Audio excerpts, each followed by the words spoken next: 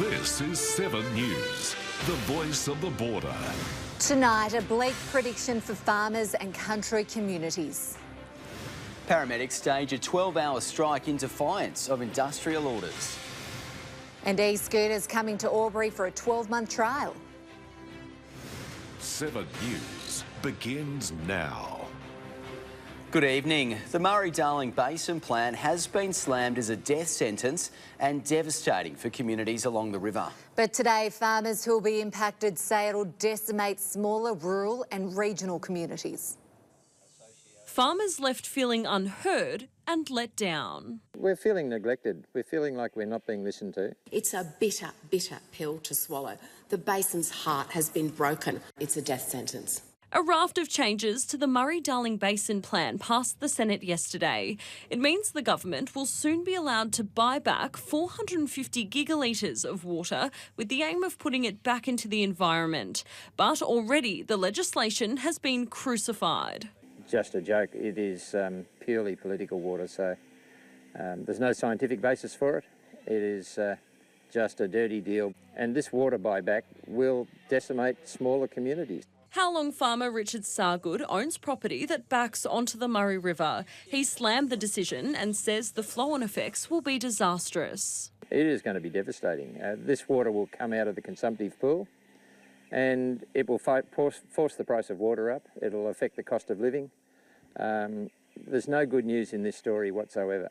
He says less water means higher prices, which will likely see an impact on supermarket shelves. If water is dearer and scarcer and you can't get hold of it, it's a supply and demand issue. The price of food will go up. And he's not alone in opposing the plan, despite the government assuring social and economic impacts would be considered. I know that it is a sham that you will try to do socio-economic measures, that you will try to do infrastructure, that you will try to work with communities.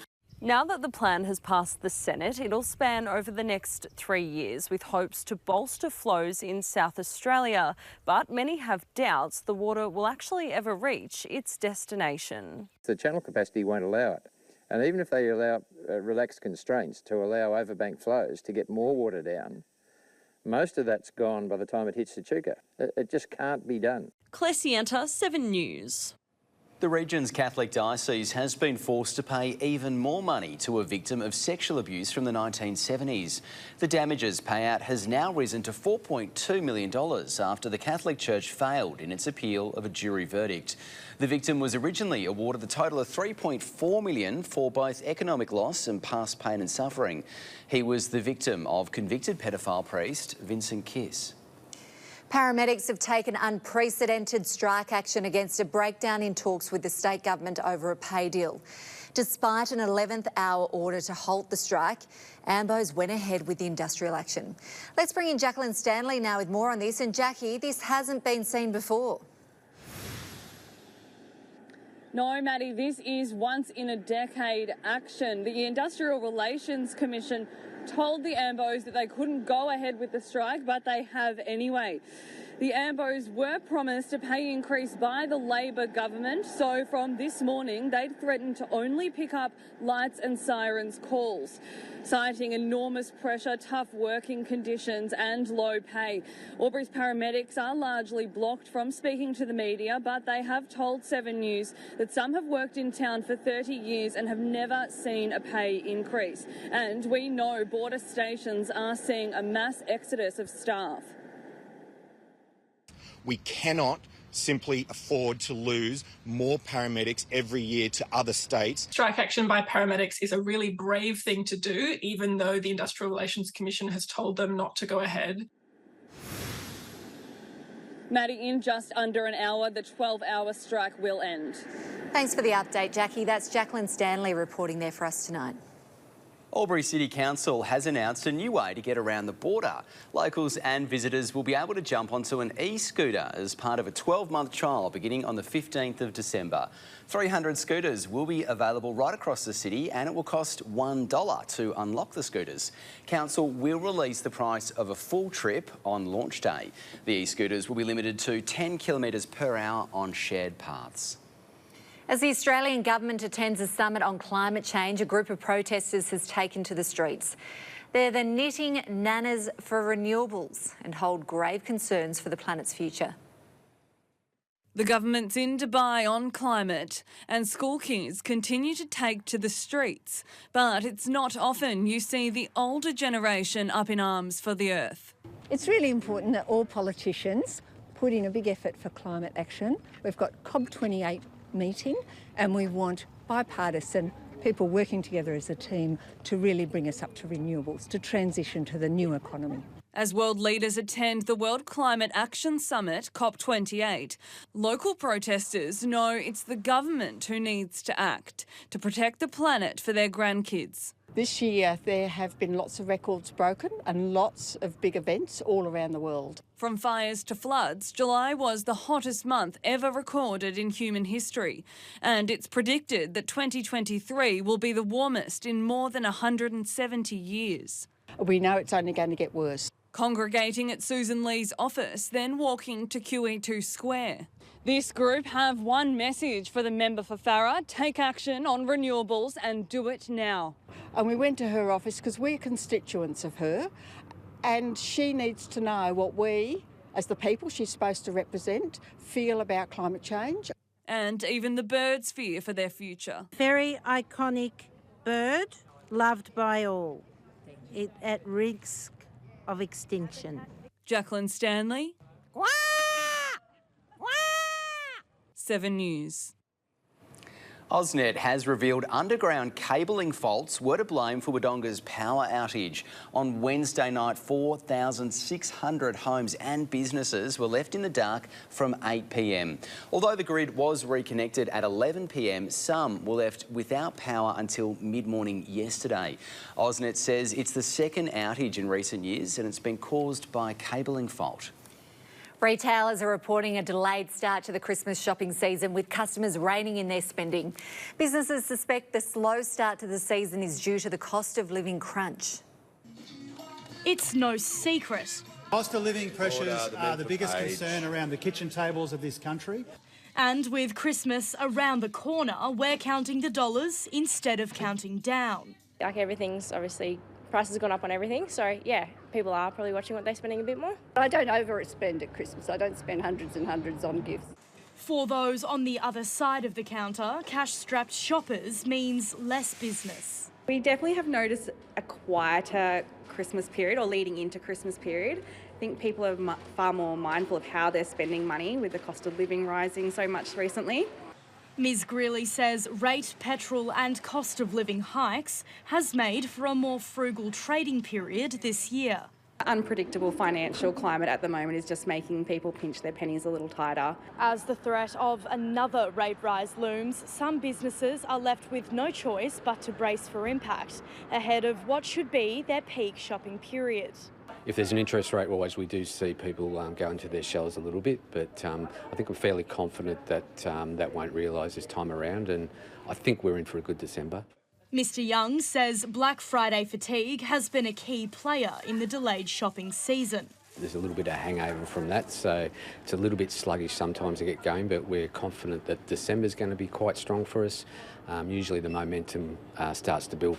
With Christmas only 23 sleeps away, there's hope business will begin to build. I think now that December's here, people are going to realise that Christmas is just around the corner and we will see it pick back up again, yeah. Phoebe Worthley, 7 News. The heads of emergency services in Victoria have joined forces to release an outlook for the summer ahead. Areas of increased fire risk have been announced across the state, but it's predicted that the northeast will have a normal fire season. The areas with high risk span the state's southwest and southeast into Gippsland. Bushland areas across the rest of the state and grassland areas across the rest of the state, as the Commissioner mentioned, will return to a normal fire potential. It will be hot, we will see fires in the landscape, and that is why we're calling on Victorian communities to be ready. The head of the CFA says this does not mean northeast residents should be complacent, and a fire plan is still a lifeline for everybody. Well, Danny joins us now for a look at today's weather. And Danny, mostly fine today, just the odd scattered shower earlier this morning. That's right, guys. Hi, everyone. Great to be with you. We did see a few scattered showers overnight, just a bit of a sprinkle around Rutherglen, less than 1 millimetre in the gauge there. Albury saw 3 millimetres fall overnight, but since 9 a.m, things have been pretty dry and cloudy across the border region. Temperatures remained in the mid-20s, 24 degrees for Wangaratta, 25 for Corowa. Culcairn, you saw a top of 25 degrees with 15 overnight. Albury, a top of 25 as well. In fact, mid-20s for almost all of us, single digits in the Alpine region. We are getting to around the mid to low teens overnights and haven't seen too much wind, barely 10 kilometres an hour from the southeast. There is some extremely warm weather ahead and possible thunderstorms on the radar. I'll have all those very important details a little later in the bulletin tonight, guys. Thanks, Danny. We'll see you in just a couple of minutes. Still to come in 7 News, a Christmas appeal to help those on the mend over the festive season. And the Men's Shed members lose their facial hair, but it's all for a great cause.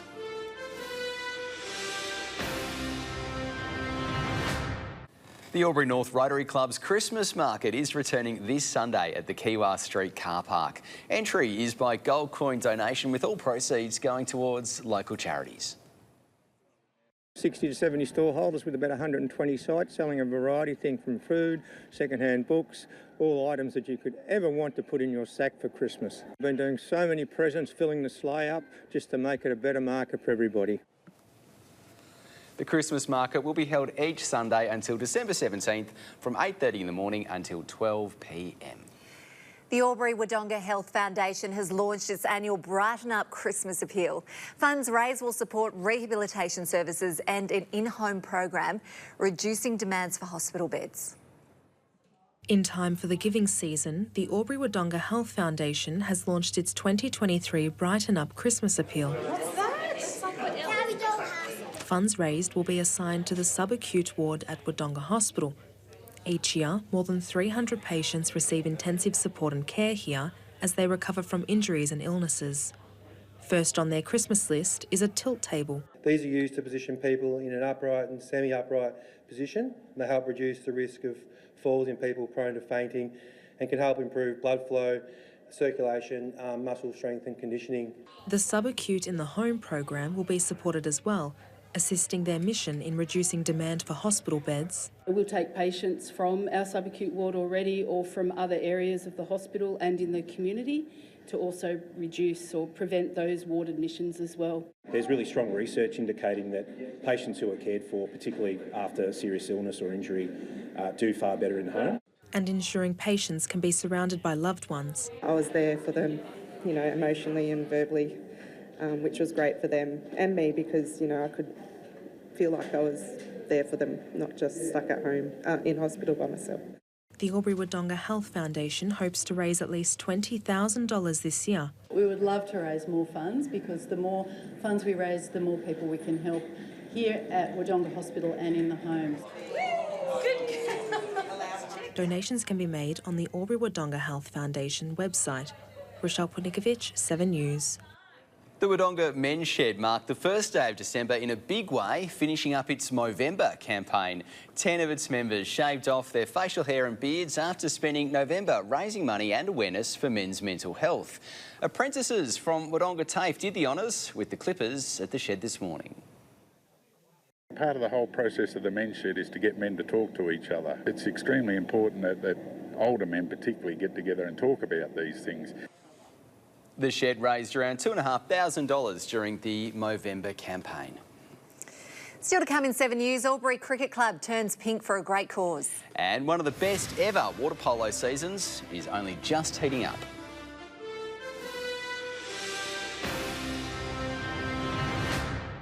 Welcome back. Albury Cricket Club will turn pink tomorrow to raise money for breast cancer care nurses. Meanwhile, on the field, they tackle the defending champions and a chance to knock them out of the top 6. Off field, it will be a festive atmosphere at Albury's home of Bilson Park tomorrow, with a fundraiser for the McGrath Foundation offered and a clash against the defending champions on it. I can't see that one happening. They were pretty dismal last week, unfortunately, and they'll be looking to bounce back, obviously, but fancy having to bounce back against Lavington, so no, Lavington for mine. Corowa could go top of the ladder with a victory at home in round 9. However, Tallangatta could jump as high as equals second with a win. Such is the evenness of the competition. If Corowa have a Dan Smith or a Dan Christian in the side, so I don't really know if they are or aren't playing, so makes it more interesting. If they're not Tallangatta, if they are Corowa. Wodonga are the only side yet to win this season, and they get their chance at home against second-bottom side Barranduda. Barranduda were really good last week, posted over 200 against New City, couldn't defend it. Be good to see Wodonga get a win. You don't want to see a side go through the season without a win, so we'll go Wodonga in that one. St Pat's will host East Albury at Xavier High School. For the winner, they will be inside the top 6, but for the loser, it could be as low as 8th on the table. Paddy's have sort of slipped a little bit last couple of weeks, I think, haven't they? And East Albury got beaten last weekend, so I think St Pat's might be able to pull that one out. They need to rebound. They're about 7th or 8th on the ladder, so they won't be happy about that. In the final 2 matches, Belvoir should account for New City at home, while North Albury start hot favourites against Wodonga Raiders. But Birraleigh Park has dished up some weird results this season. Hope without a chance, yeah, my word. It's a tricky venue to play at, and Raiders have played pretty well there. No, I think North Albury, but don't be surprised. Stephen Murphy, 7 News. District cricket will see a top-of-the-ladder clash in round 8. Yak and Danda remain unbeaten, while Bathanga has dropped just 1 match. Osborne and Brocklesby Paramedic meet the best in the Hume game, with the sides sitting 2nd and 3rd respectively on the ladder. As Day 2 in Wangaratta and District starts, Ovens Valley and Yarrawonga Mulwala are in good positions to claim some points. Well, they met in last season's grand final, and now they're playing for a place in it. Albury Cougars will host Wodonga Wolves tomorrow night for a place in the Country Basketball League's Eastern Conference final. Albury will start favourites after defeating the Wolves in both meetings between the pair. It's a chance for Wodonga to gain some redemption after going down to the Cougars in last year's grand final. The match will be played at Lauren Jackson Sports Centre from 6 p.m. tomorrow night. Buddy Altman is now just 24 hours away from his world title fight. Buddy will take on Gold Coast boxer for the super middleweight WBL Masters world title.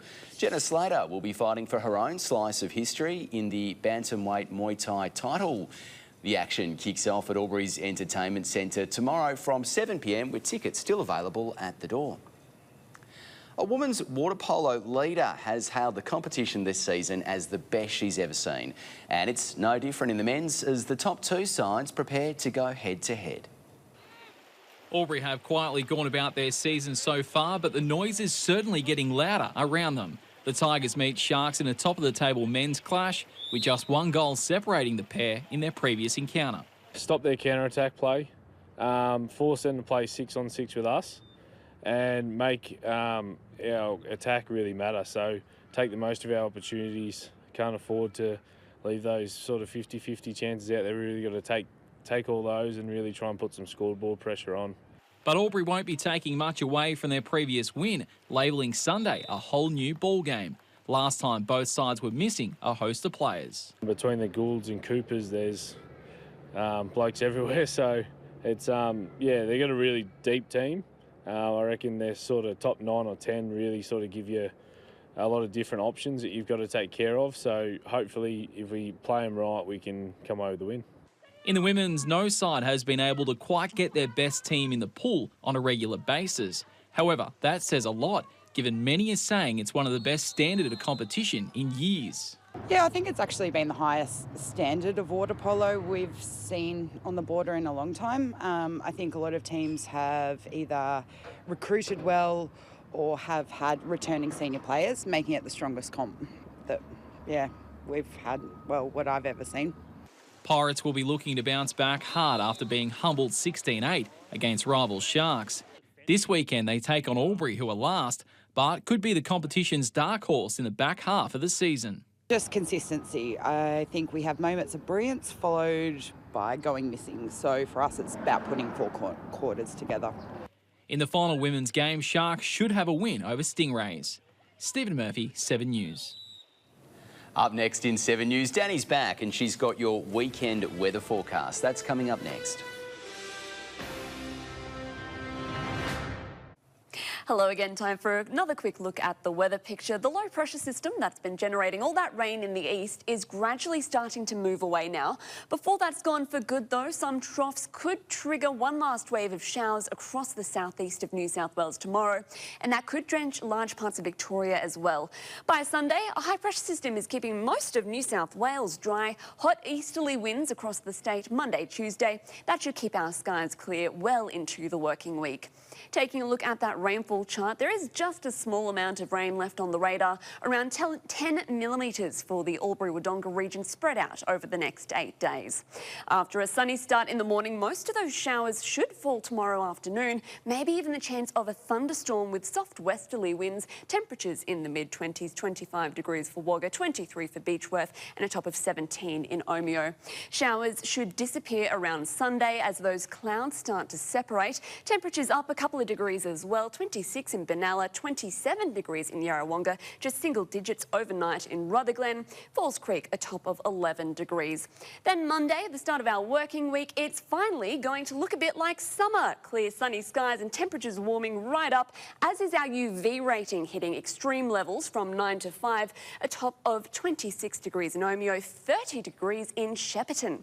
Taking a look at the next 7 days, from Tuesday onwards, there's really nothing but 30s across the board, with a warm one in Corowa again on Tuesday at 35 degrees, while Albury sits at 32 or 33. Summer kicking into high gear to make up for that slow start to December. The rain should be gone by around Sunday if you're wanting to do some Christmas shopping. There's just 24 days left for that, and how scary is this? 30 days left until 2024. Where does the time go, Danny? I don't know. I don't either, guys. Plenty of sunshine on the way, though. Yeah, looking good. Thank you. And that's your local news for tonight. Thanks for watching. You can catch up on our website or, of course, at 7plus. 7 News from Melbourne is next. Enjoy your weekend and we'll see you on Monday.